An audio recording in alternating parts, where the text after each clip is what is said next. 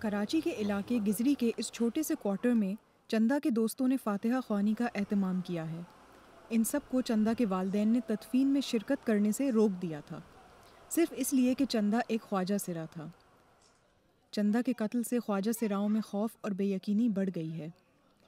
इम्तियाजी सुलूक के शिकार इस तबके के मुताबिक सब कुछ मालूम होते हुए भी कातिल नहीं पकड़े जाते।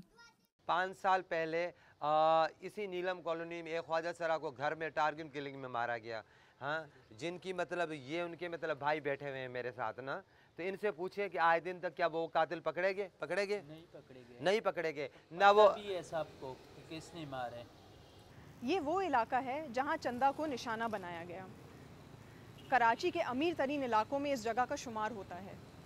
कराची के बाकी चौराहों की तरह अक्सर यहाँ पर भी ख्वाजा सिरा दिन में भीख मांगते हुए नज़र आते हैं, लेकिन रात होते ही अक्सर इन्हीं जगहों पर तशद्दुद का निशाना भी बन जाते हैं।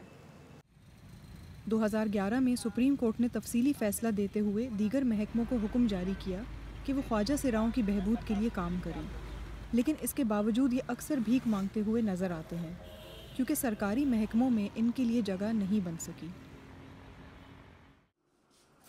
इंसानी हुकूक पर काम करने वाली तंजीम इनिशिएटर के मुताबिक गुज़िश्ता 8 सालों में ख्वाजा सिराओं पर तशद्दुद के वाक़यात में इजाफ़ा हुआ है, लेकिन 2016 से लेकर अब तक होने वाले 5 कत्ल की वारदातों के अलावा सरकारी तस्दीक शुदा आदाद-ओ-शुमार मौजूद नहीं है। उसमें इन पे तशद्दुद ख़ास तौर पे इनके बाल काट देना, इनके साथ गैंग रेप करना, इनकी पोर्नोग्राफी बनाना, और पुलिस और दीगर इदारों में जब ये दाद रसी के लिए जाते हैं तो इनको किसी भी किस्म का एक सहूलत का इनेबलिंग इन्वायरमेंट नहीं मिलता।